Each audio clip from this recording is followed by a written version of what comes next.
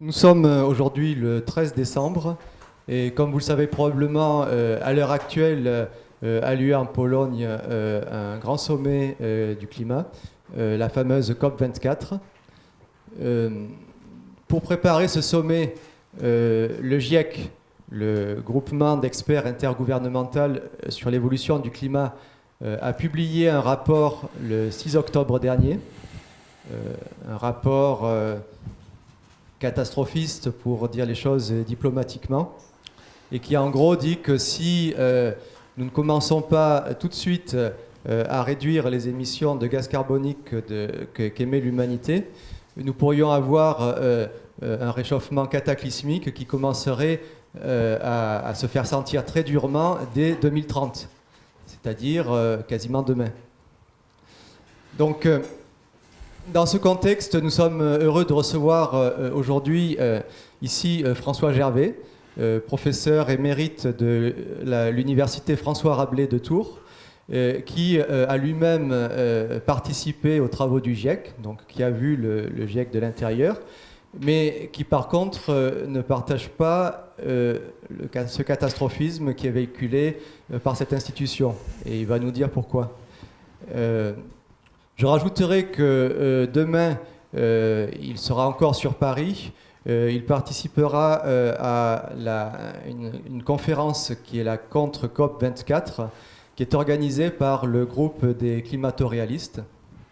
Et par ailleurs, il est l'auteur de plusieurs livres, dont un vient de sortir tout récemment, qui est intitulé « L'urgence climatique est un leurre ». Donc, avant de lui laisser la parole, je voudrais juste souligner un point important. C'est qu'aujourd'hui, bon, vous entendez beaucoup de gens qui annoncent des catastrophes à venir, que ce soit des gens du showbiz, des gens, des politiques, même des scientifiques. Mais il y a en tout cas une chose qui est importante, c'est qu'en général, ils parlent des conséquences de ce qui va se passer si on ne réduit pas les émissions de CO2, mais par contre, ils n'ont pas l'air vraiment de s'intéresser des conséquences de leur propre politique si elles étaient appliquées. Et là, on a vu en petit ces dernières semaines en France quelles peuvent être ce type de conséquences avec la révolte des Gilets jaunes. De manière plus générale, si on veut vraiment réduire l'émission de CO2 telle que le GIEC le demande, je ne vois pas comment on va pouvoir le faire de toute façon, parce qu'aujourd'hui, vous avez des pays du Sud qui sont en pleine phase de développement, vous avez la Chine, vous avez l'Inde, vous avez les pays africains qui sont également, dans le contexte des routes de la soie, en train de se développer.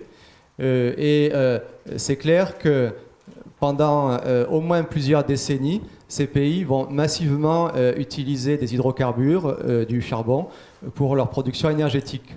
Donc, à moins de leur faire la guerre, je ne vois pas très bien comment on pourrait atteindre les objectifs du GIEC. Alors, je pense que c'est une question que beaucoup de climatologues ont quand même envisagée. Et pour finir, je voudrais juste citer l'un d'entre eux. C'est Hans-Joachim Scheinhuber, qui est en fait un climatologue allemand qui a une influence politique très importante.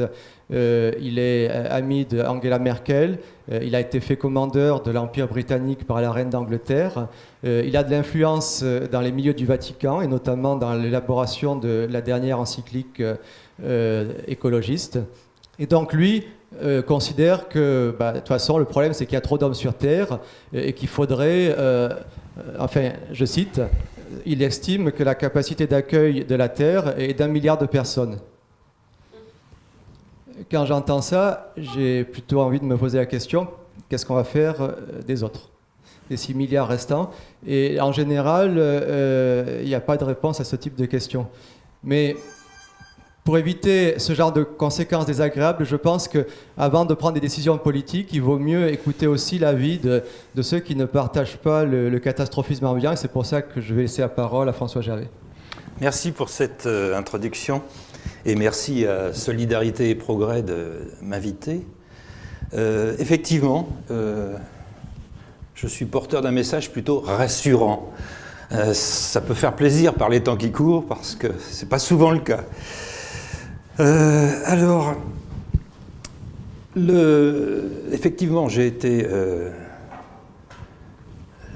mon nom à la fin du rapport AR5 du GIEC. Celui qui vient de sortir n'est pas le 6e rapport, mais un rapport intermédiaire qui répondait à une question des politiques. Oui, mais si on voulait éviter non pas un réchauffement de 2 degrés, alors je ne sais pas pourquoi 2 degrés, mais de seulement 1,5 degré, qu'est-ce qu'il faudrait faire? Donc ce rapport n'a pas travaillé sur des modèles climatiques comme le dernier rapport AR5 que j'avais épluché en détail. Et ne soyez pas surpris si je critique le GIEC, c'était mon boulot. Ça m'était demandé d'être réviseur critique. Je ne m'en suis pas privé, mais ils ne m'ont pas écouté pour autant. Alors, il y a effectivement un problème énergétique qui va justifier un jour ou l'autre une transition énergétique. À l'heure actuelle, hors biomasse, 90% de l'énergie que nous utilisons provient des ressources dites fossiles, pétrole, gaz, charbon et plus récemment gaz de schiste, essentiellement exploité par les Américains. Le nucléaire ne représente que 4% à l'heure actuelle du total de l'énergie. Je ne parle pas de l'électricité, mais du total de l'énergie. L'hydroélectrique, qui est une énergie renouvelable, bon. Et puis au-delà de ça, les énergies qu'on appelle intermittentes, essentiellement le photovoltaïque et l'éolien. Alors se greffe là-dessus, évidemment, comme on utilise 90% de combustibles fossiles, quel en est l'impact sur l'atmosphère? En général, je présente ça sous forme d'un quiz, mais comme vous savez déjà, on ne va pas le présenter sous forme d'un quiz, mais en général, l'auditoire est extrêmement surpris de réaliser que le taux de CO2 dans l'air, c'est 0,04%. Et on est passé de 0,03% à 0,04% en un siècle. Voilà l'évolution telle qu'elle est mesurée à l'observatoire de Mauna Loa, de la NOAA. C'est une île qui est dans le Pacifique. On a convenu que c'était intéressant de le faire là. C'est discutable parce que c'est à côté d'un volcan aussi et que les volcans, ils crachent du CO2. Enfin bon. Alors, qui émet du CO2? Eh bien, tout le monde. Tout le monde. Et qui en émet récemment le plus, c'est la Chine. Alors que, on va le voir dans un instant, les Américains, eux, ont réduit leur émission, mais comme les Chinois ont augmenté, l'Inde également, vous avez en marron l'Inde, et puis plein d'autres pays du monde, c'est en pleine croissance. L'Europe a plutôt tendance à réduire. Alors, voyons cela dans le détail. Voyez que le pays qui a le plus réduit, de 600 millions de tonnes entre 2000 et 2016, ce sont les États-Unis. Alors évidemment, par habitant, si on compare à la Chine, c'est pas exactement comparable. La France, on a réduit de 75 millions de tonnes, bon. À côté de cela, d'autres pays ont beaucoup augmenté. Là, ce n'est pas des centaines de millions de tonnes, ce sont des milliers de millions de tonnes.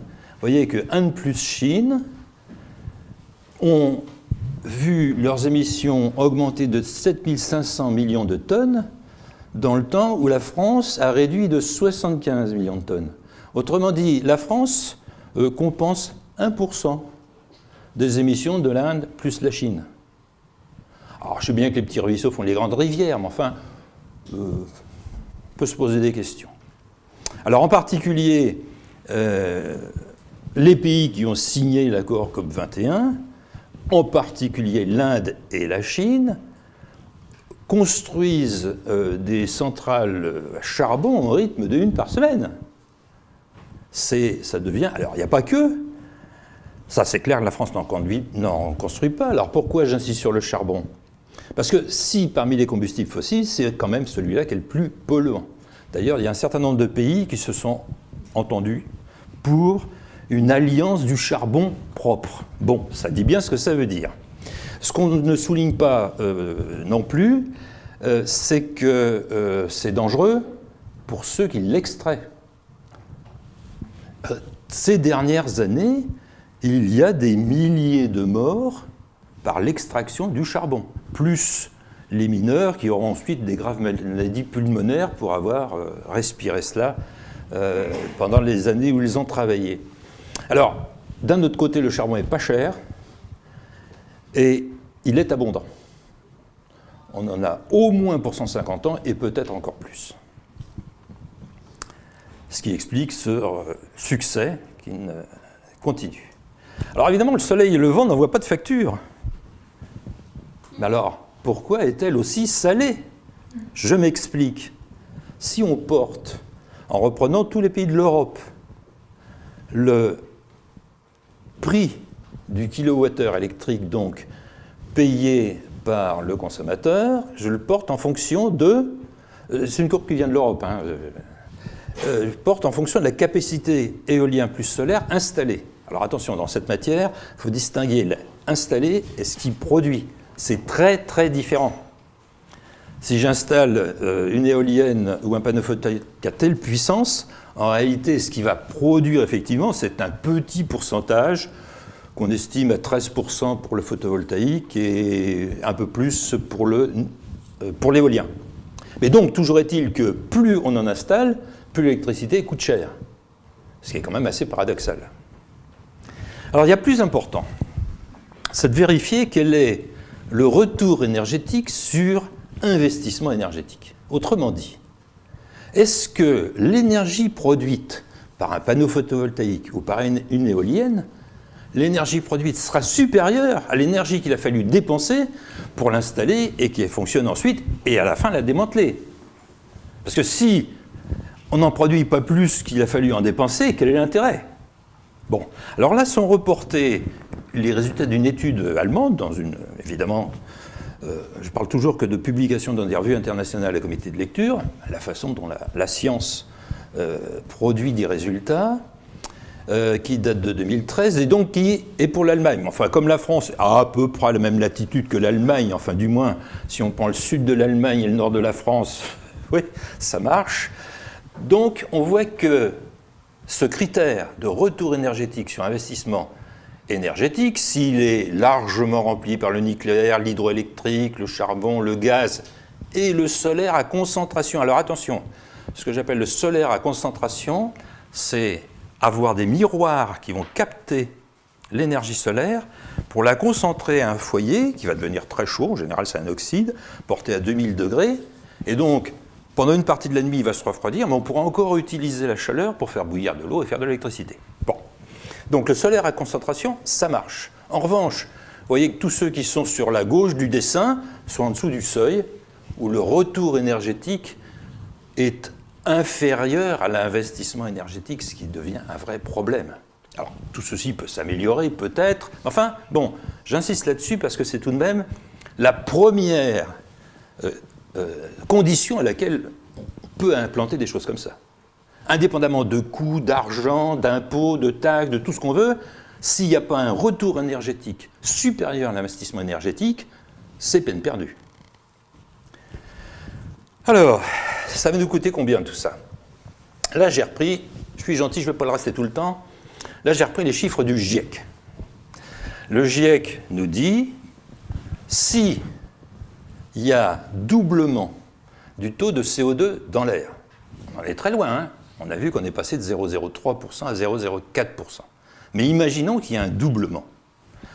Le GIEC nous dit, au moment de ce doublement, la température de la planète va augmenter entre 1 et 2,5 degrés. Alors déjà, admirez l'incertitude. Enfin, c'est quand même extraordinaire. On va faire des politiques coûteuses. On va tout baser sur... Ah oui, mais on ne sait pas... Entre 1 et 2,5. C'est pas moi qui le dis, c'est le GIEC. Hein? Entre 1 et 2,5 degrés. Et il dit qu'il a une haute confiance là-dedans. Bon, alors on va faire un petit calcul, c'est pas compliqué, on va prendre l'exemple du paquet climat européen, parce qu'il est en vigueur depuis 2009. Et on paye pour ça, on ne s'en rend pas compte, parce que c'est de l'argent, c'est le budget européen. Mais le budget européen, il est alimenté par le budget de tous les pays d'Europe. Donc notre argent aussi. Et c'est 20% du budget européen, c'est pas rien. Et donc ce paquet climat européen vise à améliorer de 20% l'efficacité énergétique, ça c'est très bien. C'est-à-dire qu'avec la même énergie, on va faire 20% de mieux, très bien. Mais implanter 20% d'énergie renouvelable, ce qu'ils oublient de dire, c'est que ce sont des intermittentes, et réduire de 20% les émissions de gaz à effet de serre. Bon, vous allez voir, le calcul il est très simple, il n'y a pas besoin d'ordinateur énorme pour le faire, donc on réduit de 20%. Évidemment, ça ne va s'appliquer qu'à la fraction qui a été émise. On a vu tout à l'heure qu'on est passé de 0,03 à 0,04. Si tout ce qui a augmenté, c'est effectivement dû aux émissions, ce qui n'est pas forcément évident. D'ailleurs, on y reviendra, mais supposons pour l'instant, on est passé de 0,03 à 0,04, donc ça fait 25%, donc ce 20% s'applique sur les 20%. La France n'est responsable que de 0,9% des émissions mondiales. Donc, si je multiplie par la sensibilité climatique du GIEC, qui, on va le voir tout à l'heure, est exagérée, on va trouver qu'on évite un réchauffement de la planète avec la politique française de 1 millième de degré. On évite un réchauffement de 1 millième de degré. Allez pas raconter ça aux gilets jaunes, hein, parce que alors là, ils vont être fous. Quoi? Toutes ces taxes pour éviter 1 millième de degré? Alors, si c'est au niveau de l'Europe, puisque c'est le paquet climat européen, l'Europe est responsable de 10% des émissions mondiales. Donc ça fera 10 fois plus, donc on évite un réchauffement de la planète en prenant la valeur haute du GIEC de 1 centième de degré. Bravo l'Europe, attention, hein. On évite un réchauffement d'1 centième de degré. Mais quand on regarde des chiffres comme ça, mais on se dit, mais qu'est-ce que ça veut dire ça? Les gens dans les ministères, ils n'ont pas fait ce petit calcul, là? Ou ils l'ont fait, mais tout de suite pour le mettre sous le tapis, parce que pourquoi? Bon, en tout cas, ça, c'est que le début, hein, parce que la Banque mondiale, alors là, formidable, la Banque mondiale, grande spécialiste du climat, comme chacun sait, la Banque mondiale, attendez, il ne faut que ça de s'occuper du climat. Ils ont chiffré le coût d'ici 2030 à 89 000 milliards de dollars. 89 000 milliards de dollars. Et ça donne le vertige. La dette souveraine mondiale aujourd'hui est de 60 000 milliards de dollars. La dette de tous les pays du monde. Donc, si on y ajoute 89 000 milliards de dollars, parce qu'évidemment l'argent on ne l'a pas, hein, ça veut dire qu'on va multiplier la dette souveraine mondiale par 2,5. Bon, enfin, pas fini de la creuser la dette, hein. Je ne commenterai pas davantage, juste, c'est pas moi qui l'ai dit, vous voyez, il y a Christine Lagarde là, sur la photo, là, il y avait Ban Ki-moon, il y a Michel Sapin, voilà, ils ont l'air contents de taxer, enfin, c'est le plus gros casse de l'histoire de la planète, 89 000 milliards de dollars, enfin, franchement. Bon, alors, tout ça pourquoi? Pour 0,4 degrés. Je commence le décompte en 1945. Non pas parce que c'est l'année de ma naissance, mais c'est parce que, à partir de 1945, vous l'avez en bas, c'est là que les émissions ont commencé vraiment à accélérer. Et continuent d'ailleurs à monter, mais là, il y a vraiment eu une accélération en 1945.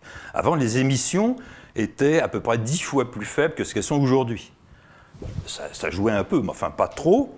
Et là, à partir de 1945, ça a commencé à accélérer. Alors, logiquement, qu'est-ce qu'elle a fait la température? Elle a baissé. Pendant 30 ans, la température... Mais tout ça, on peut aller le vérifier très facilement. Hein. La température a baissé quand les émissions ont commencé à accélérer. Donc, ce qu'on peut en conclure, c'est que, bien sûr, il peut y avoir un effet du CO2. On a tâché d'évaluer combien, mais en plus de ça, il y a quelque chose de naturel, puisque ça baissait pendant que les émissions accéléraient. Alors, bon, trouver un lien. Alors, j'adore cette période pendant que ça baissait, parce que là, je montre des couvertures de Time Magazine des années 1970. Là, l'hystérie du style de ce qu'on connaît aujourd'hui, c'était « on va tous mourir de froid, car ça va continuer ». Vous voyez, puis alors, vous voyez la courbe reprise de Time Magazine, vous voyez comment ils ont amplifié, c'est des degrés Fahrenheit, hein, comme ils ont amplifié pour montrer que ça se refroidissait, que c'était catastrophique. C'est vraiment le négatif de ce qu'on entend aujourd'hui. Bon. Et donc, ça n'a pas continué à se refroidir, donc après ça, c'est remonté. On se rend compte, quand on regarde la courbe, que ça ressemble à une oscillation qui correspond à un cycle d'une soixantaine d'années. Alors, si on demande à l'ordinateur de passer par ce cycle d'une soixantaine d'années, vous voyez qu'on a un accord avec l'ensemble des résultats expérimentaux. Alors, en noir, ce sont les mesures du Hadley Center britannique qui sont faites par des capteurs depuis très longtemps, et se rajoutent en rouge les mesures par satellite qu'on fait depuis 1979. Bon, les deux se collent à peu près bien, il n'y a pas de difficulté. En tout cas, l'accord entre ce cycle de 60 ans et les mesures est meilleur que dans la figure que j'ai été chercher dans le rapport du GIEC que vous avez en dessous, puisque, évidemment, quand la température a monté une première fois, on le voit bien là, les deux hausses de température sont les mêmes, sur 30 ans à chaque fois. Mais le GIEC, c'est dans ce sens-là, oui, voilà, le GIEC, évidemment, les modèles du GIEC, on va continuer à les éplucher ensuite, les modèles repris par le GIEC, ce n'est pas tous les modèles de climat, c'est ceux qui sont repris par le GIEC, attention. C'est en rouge et en bleu sur la figure, ça ne colle pas du tout avec la montée de température qu'on vient de voir. Ils passent à pieds joints dessus. Alors ensuite, ils trouvent bien la deuxième montée, mais les modèles, eux, ils continuent à chauffer, alors que la température, depuis 20 ans, on va le voir, elle s'est stabilisée. Donc ça ne marche pas du tout, leur modèle. Le cycle de 60 ans marche beaucoup mieux que les modèles du GIEC, calculés avec des ordinateurs qui font tourner avec des puissances colossales. Bon.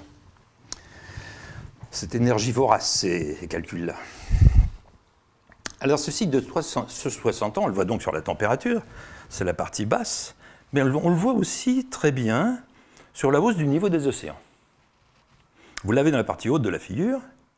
J'ai repris la figure 3.14 du rapport du GIEC.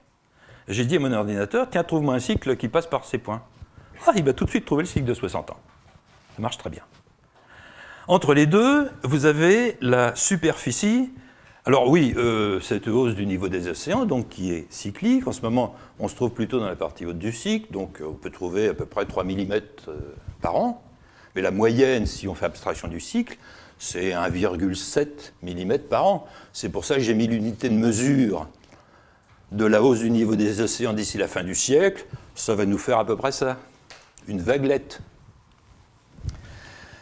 Au milieu, vous avez la superficie de banquise arctique. Alors, on s'aperçoit que quand il faisait plus froid dans le cycle, on avait un maximum de glace. Quand il faisait plus chaud en 1945 dans le cycle, on avait un minimum de glace, comme aujourd'hui d'ailleurs, comme aujourd'hui.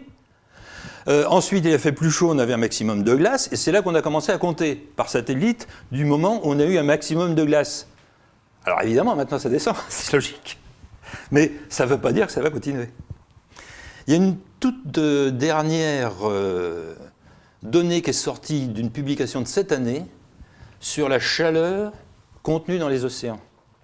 On trouve là encore une modulation de cette chaleur qui suit ce cycle de 50 ans, de 60 ans, enfin, c'est entre 60 et 70 ans. Bon, donc là, voilà, on a pas mal de sentinelles du climat qui confirment ce cycle, mais le GIEC n'en parle pas. Alors qu'en tant qu'expert reviewer, je lui ai envoyé les références, cité ces travaux-là et discutez-les. On ne peut pas, puisqu'on les observe, que c'est publié, et c'est publié par beaucoup de gens, regardez récemment le nombre de gens qui ont publié là-dessus pour parler de ce cycle de 60 ans. Ça fait partie de la littérature scientifique internationale. Vous devriez le citer. Ils n'ont rien cité du tout. Ils m'ont remercié, et puis voilà. Ils n'ont rien cité du tout. Alors qu'est-ce que c'est ce cycle ? Les premiers travaux publiés par Schlesinger et Hermann Küti en 1994 dans Nature invoquaient ce qu'on appelle l'oscillation atlantique multidécennale, qui effectivement suit ce cycle de 60 ans. Bon. Plus intéressant, un collègue qui s'appelle Nicolas Cafetta, que j'ai rencontré déjà dans 3 conférences à l'étranger, invoque une piste intéressante. Je n'ai pas dit que c'était démontré, mais c'est quand même une piste intéressante. Il invoque un effet de marée des grosses planètes du système solaire, bon, Jupiter et Saturne, c'est les deux plus grosses, selon qu'elles sont du même côté par rapport au Soleil ou de part et d'autre. Évidemment, l'influence de la gravitation de l'une et l'autre va être différente. D'où l'idée d'un effet de marée sur cette boule gazeuse qu'est le Soleil, aisément déformable. Alors même si ces planètes sont loin, il peut y avoir un effet, enfin c'est ce qu'il montre dans son dernier papier, qu'il peut y avoir un effet, donc, un effet de marée, comme on l'observe, la Lune provoque les marées des mers sur Terre. Hein. Alors, là, on a simplifié en disant qu'il y a un cycle. Mes collègues Lüdecke et Weiss, eux, ont analysé les températures des villes d'Europe depuis qu'on a des données, c'est-à-dire depuis 1760. Et ils trouvent bien le cycle de 60 ans, et ils trouvent en plus un cycle plus long de 200 ans. Alors tout ça, ça se combine, et il se trouve que les deux cycles sont passés par leur maximum durant le début de ce siècle. Donc si on vous dit les dernières années ont été un peu plus chaudes, oui, d'accord. Mais c'est complètement naturel. Alors, on dit les banquises fondent. Alors, vous avez vu tout à l'heure que c'est vrai qu'en suivant le cycle, il y a effectivement eu une décroissance de la banquise, mais depuis, on va dire, une dizaine d'années, ce n'est pas du tout frappant. Vous avez ici le volume de banquise arctique tel qu'il est donné par les Danois, le bureau météorologique danois, qui suivent ça de très près. Bon, bah, on voit les dernières années, ça se trouve toujours à peu près dans la même moyenne, ça ne se creuse pas, et l'année en noir qui est reportée, c'est cette année, en noir, on était plutôt un peu au-dessus d'autres années où ça a été observé. Parallèlement, l'Antarctique, lui, a sa superficie de banquise qui augmente. Alors là, c'est contraire à tout ce que disent les modèles, bien évidemment. Aucun ne dit ça. Depuis qu'on la mesure en 1979, il y a une augmentation régulière aux fluctuations près. Si on regarde les fluctuations, la dernière fluctuation c'était en 2014, on a battu un record de superficie de banquise antarctique. En 2014. On n'avait jamais observé ça. On a trouvé aussi, cette année, un froid de moins 98,6 degrés, ça ne nous réchauffe pas ça, hein, mesuré donc dans l'Antarctique. Et c'est un petit peu logique tout ça, puisque vous voyez en rouge en bas, c'est la température autour de l'Antarctique et la tendance à une légère descente. Alors, que nous dit le GIEC ? Ben là, je cite ce qui est dans le rapport, AR5. D'abord, il nous dit, voilà, la température dans la double décade 2080-2100, on va dire en 2100 pour faire simple, eh bien, elle sera comprise entre 0,3 degrés et 4,8 degrés. Attendez, 0,3 et 4,8, c'est pas tout à fait pareil. Hein, vous vous rendez compte de l'incertitude ? Il publie ça tranquillement. Entre 0,3 et 4,8 degrés, ça dépendra si on contrôle nos émissions ou pas. Voilà. Mais ce qu'il oublie de dire, ça c'est dans le résumé à l'intention des décideurs, ce qu'il oublie de dire, c'est que dans le cœur du rapport, vous avez la figure en dessous, où il est marqué que c'est les valeurs basses les plus probables. Alors ça c'est amusant, parce que j'ai eu plusieurs versions de ce rapport du GIEC. Le premier brouillon, le deuxième brouillon, et la version finale. Et à chaque fois, j'envoyais mon rapport, et puis, bon. Et à la fin, la petite barre noire là, qui donne la probabilité, si c'est plus chaud ou plus froid, la petite barre noire, au début, elle était beaucoup plus haute, puis dans les différents brouillons, elle est descendue. Autrement dit, ça veut dire qu'ils ne croient pas eux-mêmes dans leur modèle. C'est incroyable. C'est-à-dire qu'après relecture complète, quand même, il y a beaucoup de rapporteurs qui ont dit « mais attendez, là... Bon, et finalement, ils ont opté pour la valeur la plus basse. Mais en réalité, ce que disent les modèles du GIEC, c'est ça. Vous voyez, c'est spaghetti de toutes les couleurs, là. C'est extraordinaire, il n'y en a pas deux qui sont d'accord, déjà. Tous les modèles sont différents de ceux des autres. Alors déjà, c'est un peu gênant. Alors, qui a raison ? Bon. Et surtout, vous avez donc en couleur les modèles, mais vous avez en noir les mesures. C'est la figure qui est dans le rapport du GIEC. Hein, Et les mesures, ben justement, depuis 20 ans, elles ne bougent pas. Donc c'est ce qu'il a retranscrit de cette façon-là. Et là, je fais un point en particulier sur le dernier rapport, le SR 1.5, qui est sorti il y a un mois,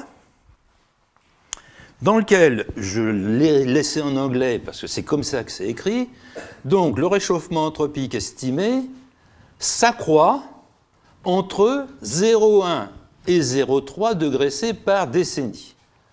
S'accroît entre 0,1 et 0,3 degrés par décennie. C'est comme si, rapporté au poids d'une personne.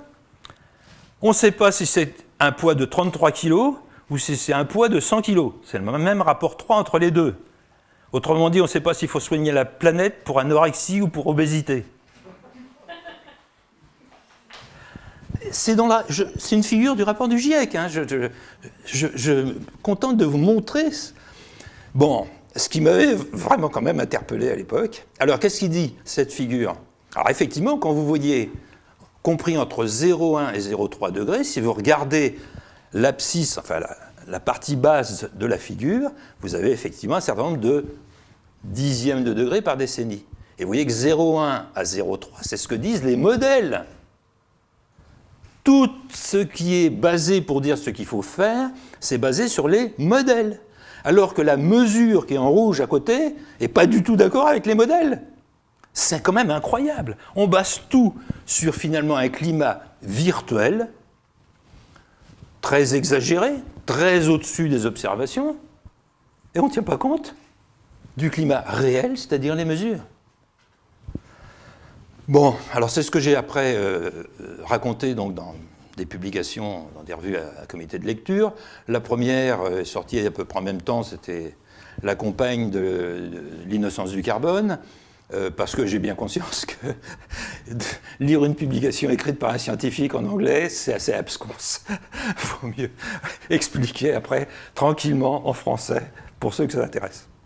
Même chose, j'ai récidivé récemment, L'urgence climatique est un leurre qui est sorti il y a un mois, qui est effectivement aussi une version un peu plus détaillée, un peu plus,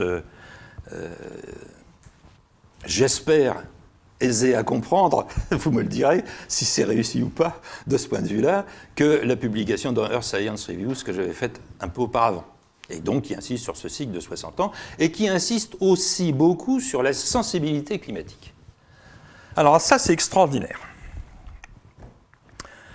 On parle toujours d'un consensus entre les scientifiques. Comment vous êtes climato-sceptique? Mais c'est pas possible, il y a un consensus de tous les scientifiques là-dessus. Il y a un consensus. Eh bien, regardez, ça se voit tout de suite. J'ai reporté, en fonction de l'année de publication, la sensibilité climatique qui est inscrite dans des revues internationales à comité de lecture. Alors effectivement, en 2001, il y en a un qui a publié 6 degrés, d'autres ont publié 3 degrés. Ensuite, il y a encore des valeurs. Alors, je précise, il y a 2 types de valeurs. Il y a les rouges et les noirs. Les rouges, c'est la sensibilité climatique à l'équilibre. C'est-à-dire de combien serait l'échauffement de la Terre si le taux de CO2 doublait dans l'atmosphère. C'est toujours la même définition, mais une fois qu'on aura atteint l'équilibre. Quand est-ce qu'on aura atteint l'équilibre? Dans plusieurs centaines d'années. Parce que ça dépend de la dynamique des océans. Donc, on calcule déjà une sensibilité climatique, à un moment, on s'en fiche complètement, puisque ça sera plusieurs siècles plus tard. Alors, je préfère la valeur de la sensibilité climatique qu'on appelle transitoire, parce qu'elle, c'est au moment où le taux de CO2 double dans l'air. C'est beaucoup plus logique pour voir effectivement ce qui risquerait de se passer. Bon, dans tous les cas, si on fait une régression linéaire sur ce... Alors, c'est ce qu'on appelle le consensus. Donc, vous voyez, ça va de 0 à 6 degrés. Et c'est un consensus, paraît-il. Bon, je veux bien. Drôle de définition du consensus. Bon, toujours est-il que, effectivement, les scientifiques continuent à travailler et que la tendance, vous voyez, en particulier, le GIEC, pour la sensibilité à l'équilibre, a dit entre 1,5 et 4,5, la moyenne, c'est 3 degrés. Mais la plupart des valeurs qui ont été publiées depuis sont nettement en dessous. Et le GIEC n'a pas fait de rectificatif par rapport à son rapport à R5. Au contraire, on vient de le voir, il a repris les mêmes valeurs. Ici, je ne sais plus où c'est, on l'avait vu tout à l'heure. Voilà, ici, il a repris les mêmes valeurs données par les modèles du rapport à R5, sans tenir compte de tous les travaux qui ont été publiés depuis. Alors, normalement, il est censé le faire dans le rapport R6, qui est prévu pour sortir en 2022. On verra. Mais pour l'instant, les scientifiques, majoritairement, disent qu'on est nettement en dessous des valeurs du GIEC. Alors donc, on a maintenant, j'allais dire, une valeur de sensibilité climatique. Bon, vous voyez qu'il y a de quoi faire, hein. Il y a beaucoup de valeurs de sensibilité climatique. C'est en cas de doublement, je rappelle, du taux de CO2 dans l'air. Alors, de combien augmente le taux de CO2 dans l'air? Ben, ça, c'est mesuré. Voilà l'accroissement du taux de CO2 dans l'air depuis 20 ans. Alors, ça avait commencé par augmenter, et puis depuis 20 ans, ça plafonne à 2 millionièmes par an. On dit souvent ppm, partie par million. 2 ppm par an. Bon, à ce rythme-là, 2 ppm par an, on est à 400 ppm dans l'air, on n'est pas prêt de doubler. Hein. Si on continue à 2 ppm par an, non mais il faudrait 2 siècles au moins pour à ce rythme-là. Hein. Bon, alors, ça veut dire que là, je note 2068. Pourquoi? C'est donc dans 50 ans, parce que d'après une étude qui est parue récemment, 2068, ça serait le moment où toutes les réserves actuelles de pétrole et de gaz naturel seraient épuisées, les réserves connues aujourd'hui. Mais les réserves connues aujourd'hui, on sait très bien qu'on en redécouvre d'autres. Enfin, bon, partons sur ce chiffre, les réserves connues aujourd'hui, au rythme auquel on les consomme actuellement, dans 50 ans, on aurait épuisé. Pas le charbon. Là, le charbon, il y en a pour beaucoup plus longtemps. Bon, donc prenons cette valeur-là, donc ça nous ferait donc 2 ppm par an, donc il y aurait 100 ppm de plus dans l'air, on passera de 408 à 508. Bon. Alors, qu'est-ce que ça peut faire, ça? Alors, je rappelle quand même rapidement ce qu'on appelle, de façon un peu impropre, l'effet de serre du CO2, parce qu'il n'y a pas de serre dans l'air, hein, vous avez remarqué, il n'y a pas une paroi de verre là, qui dit au-dessus, non, ça ne marche pas comme ça. Hein. Alors, on va essayer quand même de résumer ce qu'on entend par là. Je vous présente d'abord la molécule de CO2. En général, les garçons aiment bien le carbone qui est au milieu. Les filles aiment bien, les dames, pardon, aiment bien l'oxygène qui se trouve de chaque côté. Voilà. Et donc, les vibrations de la molécule de CO2, c'est finalement assez simple. La dame fait alternativement un bisou, sans choisir, au jeune homme de droite et au jeune homme de gauche. Bon. Elle fait ça à une fréquence de 70 THz. Et je rappelle qu'un THz, c'est 1000 milliards de bisous par seconde. Mais ils sont jeunes, ils ont la santé. Hein. Et puis alors, l'autre possibilité, il n'y en a que 2 par symétrie. L'autre possibilité, c'est que la jeune fille hésite, elle se contente de hocher la tête. Voilà, et ça, c'est la deuxième possibilité, qui se trouve à 20 THz. Donc, si on regarde ce qu'on va faire, le spectre infrarouge de l'atmosphère. Alors, le spectre, dans la partie visible, ça s'appelle l'arc-en-ciel. Donc, vous avez tous déjà vu évidemment l'arc-en-ciel. Si on prolonge l'arc-en-ciel au-delà du rouge, on va arriver dans l'infrarouge. Et l'infrarouge, c'est beaucoup plus vaste que la petite portion qui est l'arc-en-ciel. Et là, on va trouver dans le spectre, plein de pics. On les appelle comme ça, en spectroscopie, des pics. Ou des absorptions. Et le CO2, alors tout ce qu'on voit, c'est la vapeur d'eau. C'est pas compliqué. C'est le principal gaz à effet de serre, et de très loin. C'est la vapeur d'eau. Et puis on voit 2 pics qui correspondent aux 2 vibrations, bisous ou absence de bisous, de la molécule de CO2. Et donc les fréquences sont très précises. Et si on met une épaisseur d'air là c'est 300 mètres, eh bien, le CO2 absorbe totalement le rayonnement électromagnétique de la Terre. La Terre reçoit de la chaleur du Soleil, ce qui la met à une température moyenne aujourd'hui de 15 degrés, et elle réémet l'équivalent vers l'espace. Si les deux sont équilibrés, il ne se passe rien, la température ne change pas. Si ça devenait déséquilibré, alors là, ça changerait. Ce que dit le GIEC, c'est que c'est déséquilibré, mais là encore, il y a une fourchette d'un facteur 3, et on ne sait pas exactement si c'est 1,1 watts par mètre carré le déséquilibre ou 3,3 watts par mètre carré. Toujours cette incertitude d'un facteur 3. Bon.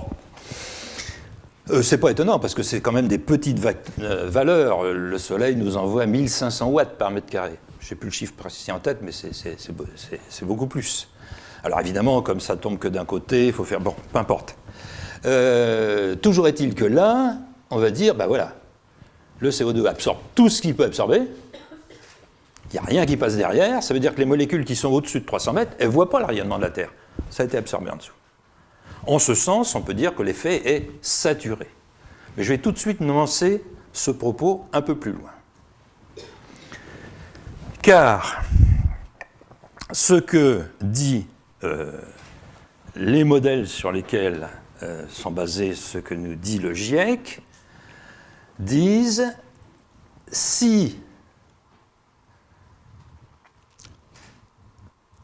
on considère non pas le ras du sol, on va dire, mais si on va mesurer dans la haute stratosphère, c'est là que ça doit se passer. Et voici la température, donc mesurée par satellite vers 17 km d'altitude, par 2 réseaux de satellites indépendants. C'est là que ça doit se passer, mais comme vous voyez, c'est parfaitement plat. La température n'a pas bougé depuis 25 ans, alors qu'on a envoyé 40% de tout le CO2 envoyé depuis le début de l'ère industrielle au XIXe siècle. La température n'a pas bougé du tout. Là où les modèles nous disent c'est là que ça doit bouger. C'est quand même extraordinaire, ça. J'étais à un débat, c'est dans l'air, face à Jean Jouzel. C'était il y a 5 ans.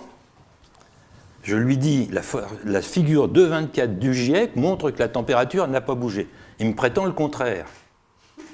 Mais c'est filmé, ça, vous pouvez les vérifier. Il prétend le contraire. Je dis, mais allez voir. Et effectivement, il y a un internaute qui a repris la figure 2,24 du rapport du GIEC, qui montre que c'est plat. Là, simplement, dans cette figure, je montre que c'est plat depuis encore plus longtemps, puisque ça s'arrêtait en 2012, hein, dans le rapport du GIEC, mais là, enfin, jusqu'à maintenant, et c'est toujours plat. Là où il devrait y avoir l'effet maximum, il ne se passe rien. Si, il y a un petit calcul qui a été fait par Sloan et von Fendel, qui montre que normalement, ça aurait dû bouger 2,4 degrés. Ça se verrait. Ça ne bouge pas. Donc, la seule façon de tenir compte de ce résultat expérimental, de cette mesure, c'est de dire qu'il faut que la sensibilité climatique ne soit pas plus élevée que 0,6 degrés. Sinon, ça se verrait. Alors, prenons cette hypothèse, qui est évidemment en dessous de ce que dit le GIEC, mais c'est normal. De toute façon, vous avez vu que la tendance des publications actuelles, c'est de dire c'est pas aussi élevé que ça.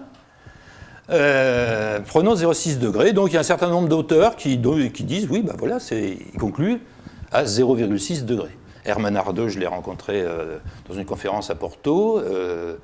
Les autres, je ne les ai pas rencontrés, mais bon, ils l'ont publié. Je fais remarquer que ce 0,6 degré rejoint le 0,8 degré qui a été publié par Stephen Schneider, qui a été un des premiers climatologues à faire des modèles de climat.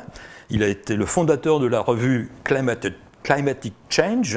Et il publie en 1971 que c'était saturé, que la sensibilité climatique était de 0,8 degrés, et donc il n'y avait pas de problème, et que ça allait se refroidir. Il a changé d'avis après. Mais il faudrait savoir, il n'a pas rétracté cette publication, attention. Hein. Si on change d'avis, il faut au moins rétracter si on considère qu'on a dit quelque chose qui n'était pas correct. Alors avec ce calcul, bon, on fait un petit calcul, bon, on ne va pas le faire ensemble parce que c'est vraiment, pour qui connaît un petit peu dériver une équation, température, ben ça va faire 4 delta, etc. Bon, on va arriver tout de suite au résultat qui est assez simple, c'est-à-dire que l'évolution de température, ça sera 0,9 fois le logarithme népérien, oui, c'est logarithmique, du rapport en 2068, 508, on l'a estimé tout à l'heure, 508 ppm de CO2 sur 408. Et bien ça fait 0,2 degrés.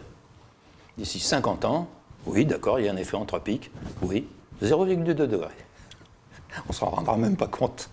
Parce qu'il faut voir, je me suis amusé à regarder dans mon jardin, par une belle journée printanière, la température monte de 0,2 degrés toutes les 7 ou 8 minutes. Et on trouve c'est bien d'ailleurs, quand on sort de l'hiver.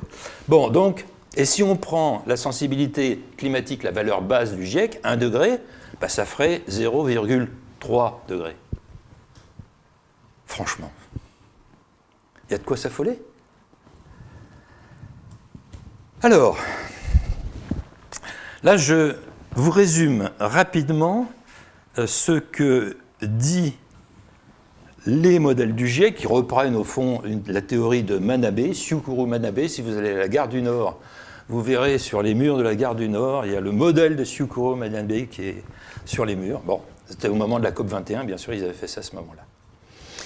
Donc, le GIEC nous dit, voilà, le rayonnement infrarouge émis vers l'espace est moindre que ce qu'il aurait été en l'absence de ces absorbeurs, donc CO2, parce que la température décroît avec l'altitude dans la troposphère, avec pour conséquence un affaiblissement de l'émission. Et on va voir que c'est vrai. Pourquoi ? Parce que Manabe est parfaitement conscient que le phénomène est saturé dans la troposphère. Donc il a dit, il faut trouver autre chose. Donc c'est la chaleur qui va être dissipée par collision entre les molécules, va monter par convection jusqu'à haute altitude, en gros jusqu'à ce qu'on appelle la tropopause, c'est-à-dire une limite fictive entre la troposphère et les stratosphères. Et c'est ça, là, à ce moment-là, c'est plus saturé, le CO2 peut réémettre du rayonnement vers l'espace. Ah bien. Et effectivement, vous voyez le profil de température dans la tropopause. Là, ça commence par monter jusque vers, on le voit bien quand on a un avion, à 10-11 km d'altitude, la température extérieure est de moins 55 degrés, hein, quand on fait un vol en avion. Et puis après, au-dessus, ça remonte. Alors autrement dit, je suis d'accord avec le fait que, bon, dans les petits pieds de raie de la bande du CO2, on peut avoir cet effet qui explique une sensibilité climatique non nulle. Mais dès qu'on arrive au-dessus de 11 km d'altitude, comme ça s'inverse, le CO2 va avoir non plus un effet réchauffant, mais refroidissant. Et c'est le total des deux qui va donner le résultat final, la sensibilité climatique. Alors, si on prend cette valeur de sensibilité climatique de 0,6 degrés, si on refait notre petit calcul toujours avec la même chose, bon, on est parti de 285 ppm au 19e siècle, on est à 408 maintenant, on trouve 0,3 degrés. Ouais, ok. Effectivement, c'est une valeur qui est assez petite pour être noyée dans cette variabilité naturelle du cycle de 60 ans. C'est pour ça qu'on ne le voit pas vraiment. Mais il est là, je ne dis pas le contraire, il est là. Mais ce n'est pas grand-chose. Alors mieux si on va regarder ça maintenant dans l'histoire de la Terre. Vous voyez, en noir, c'est l'estimation, avec quand même une incertitude assez grande, de l'évolution du CO2 dans l'air, cette fois-ci sur des millions d'années. Et en bleu, vous avez la température de la Terre, telle qu'on l'a reconstituée à partir de différentes indications. Alors vous voyez que les deux ne sont pas corrélés du tout. Il n'y a pas de lien entre CO2 et température quand on regarde ce graphe. Et c'est logique. Parce que si on a une sensibilité climatique de 0,6 degrés, ça veut dire que si on double le taux de CO2 dans l'air ou qu'on le divise par deux, ben ça ne fera jamais que 0,6 degrés. Et quand vous voyez l'échelle de température, ça va être de 12 degrés à 22 degrés. Ça ne se voit pas. Donc c'est logique. On ne dit pas qu'il n'y a pas d'effet, mais on dit qu'il est simplement trop petit pour, à cette échelle-là, se voir. Ah, celle-là, je l'aime bien. Ça, c'est Umlum, donc un collègue suédois, et qui travaille aussi avec un collègue norvégien, qui reporte ici, en bleu, les fluctuations de température de la Terre. Évidemment, il y a toujours des fluctuations. Alors, en rouge, c'est les océans, mais c'est quasiment pareil. Et en vert, on dit c'est 2 ppm par an, en moyenne, parce qu'en réalité, ça fluctue énormément. En particulier, vous voyez à droite, il y a un gros pic vert, en même temps qu'un gros pic bleu. Ça, c'est le dernier phénomène El Niño, c'est un phénomène naturel dans le Pacifique. Et là, effectivement, après ce dernier El Niño, comme ça avait été le cas en 1998, il y avait un pic de température, parce que la valeur dans le Pacifique impacte l'ensemble de la Terre, il y a un pic, et derrière, il y a une bouffée de CO2 qui sort des océans 6 à 11 mois plus tard. Parce qu'il y a 60 fois plus de CO2 dans les océans que dans l'air. Donc, une bouffée de chaleur, comme peut la faire un phénomène El Niño, va envoyer du CO2 des océans dans l'air.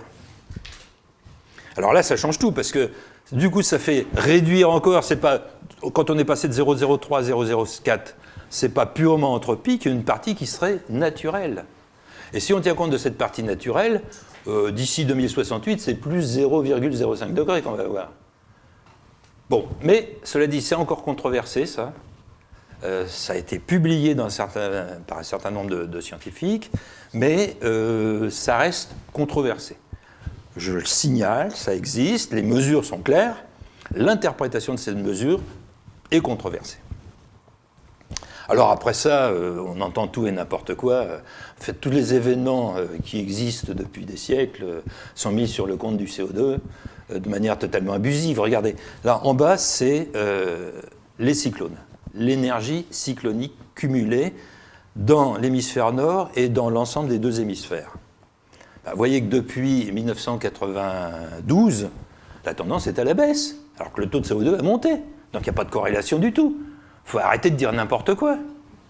Et pour une raison très simple, c'est que ces phénomènes-là, qui sont liés au baromètre, sont des phénomènes intrinsèquement chaotiques, au sens physique du terme, la théorie du chaos, c'est-à-dire une extrême sensibilité aux conditions initiales. On dit des fois que le battement d'une aile de papillon suffit à modifier le climat à l'autre bout de la planète. Bon, et ça a été vérifié par les Américains. Ils ont fait une simulation sur 50 ans, 63 à 2012, ça fait presque 50 ans, du climat d'Amérique du Nord, avec le même modèle, le même taux de CO2. Ils ont simplement changé imperceptiblement les conditions initiales. Puis ils ont lancé l'ordinateur, ils ont fait tourner le truc. Vous voyez, 30 climats différents. Si on se place à un endroit, des fois c'est plus chaud, des fois c'est plus froid, et c'est totalement imprédictible, puisqu'ils ont tout calculé avec le même modèle, dans les mêmes conditions, même taux de CO2. C'est dingue. Donc ça, c'est le chaos, ça, c'est la météo. Alors c'est pour ça, quand on nous parle du dérèglement climatique, mais c'est absurde. Là, c'est exactement la même règle, et ça provoque 30 choses totalement différentes. Alors, allez, on va finir avec du très positif, les bienfaits du CO2. Il ne faut pas oublier que c'est la nourriture des plantes, hein. C'est la nourriture indispensable et irremplaçable des plantes. S'il n'y a plus de CO2 dans l'air, il n'y a plus de végétation sur Terre. C'est aussi simple que ça. Alors, bonne nouvelle, comme on a envoyé par les émissions du CO2 dans l'air, ben ça a verdi la planète. Ça a été observé par satellite et ça a été chiffré à l'équivalent d'un 6e continent vert de 18 millions de kilomètres carrés. Plus de 30 fois la superficie de la France, hein. Si ce n'est pas du bénéfice, ça, et on peut le chiffrer autrement à partir justement de la fraction de nos émissions qui va dans la végétation, c'est 2,6 gigatonnes de carbone par an, rapporté à toute la biomasse végétale. Sur 33 ans, on va retrouver plus 20% de biomasse. Effectivement. Ça a profité. Et ça a profité y compris dans des déserts qui commencent à reverdir parce que plus il y a de CO2 dans l'air, moins la végétation a besoin d'humidité. Donc ça combat le stress hydrique. Donc c'est un bénéfice de plus. Alors ça, on le sait bien, on le fait dans des serres. Plus on met de CO2 dans une serre, plus les plantes poussent. Alors ça dépend des plantes, hein, pas tout, enfin, il y a des degrés entre les plantes, mais par exemple sur des plantes nutritives importantes comme le maïs, le blé et le riz, de fait, il y a eu une augmentation auquel le CO2 a contribué. Il n'y a pas que ça, hein. Mais le bénéfice a été chiffré dans une étude de Creditso à 3 000 milliards d'euros quand même. Le bénéfice sur le rendement des récoltes, c'est pas rien. Alors, voici ici une étude américaine, faite par spectroscopie infrarouge, c'est assez simple, qui montre l'oscillation saisonnière. Chaque printemps et été, le taux de CO2 baisse dans l'air. Et puis il remonte en automne et en hiver. C'est évidemment lié au fait que, alors dans l'hémisphère nord, hein, mais comme il y a plus de superficie de végétation dans l'hémisphère nord que dans l'hémisphère sud, finalement, on le voit dans l'hémisphère nord. Donc en printemps et en été, ça chute parce que la végétation se jette sur le CO2 et elle en a besoin. Et en automne et en hiver, quand les feuilles tombent, au contraire, ça va remonter. Alors vous voyez, première chose, dans l'Antarctique, il n'y a pas d'amplitude de cette oscillation. C'est normal, il n'y a pas de végétation autour. En revanche, si on regarde à La Jolla en Californie, là, l'amplitude a augmenté. Alors de combien? Vous voyez, l'augmentation de cette amplitude, entre 1969 et 2013, l'augmentation a été plus rapide que l'augmentation du CO2 dans l'air. Ça veut dire que la végétation était dans un état de malnutrition vis-à-vis du CO2 et qu'elle se jette dessus, il en a absolument besoin, puisque ça augmente plus vite que le taux de CO2 lui-même. Dès qu'il y en a, elle prend. Alors j'aime beaucoup, là c'est beau, juste, on s'approche de la conclusion, et j'aime beaucoup ces images pour montrer la pollution. On montre quoi? De la vapeur d'eau. Car le CO2, c'est pas visible. La vapeur d'eau, en revanche, est visible. Là, on voit bien, ce sont des condenseurs.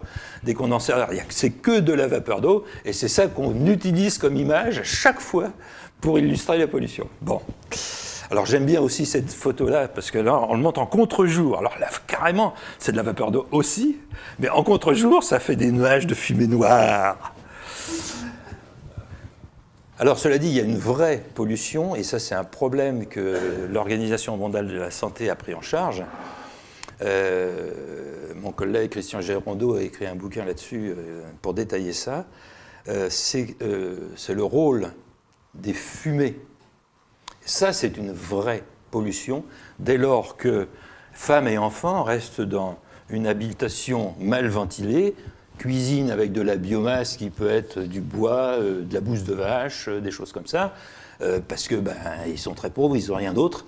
Et ça provoque effectivement 4,3 millions de décès prématurés par an. 4,3 millions de décès prématurés par an. Ça, c'est un vrai problème, à tel point que... Alors, la solution, ça serait qu'ils soient alimentés en électricité, c'est évident. Mais à condition que l'électricité soit pas chère, sinon ils n'y arriveraient pas. Hein. Donc c'est sûrement pas avec les panneaux photovoltaïques et les éoliennes qui, on l'a vu, font une électricité plus chère qu'on va résoudre le problème.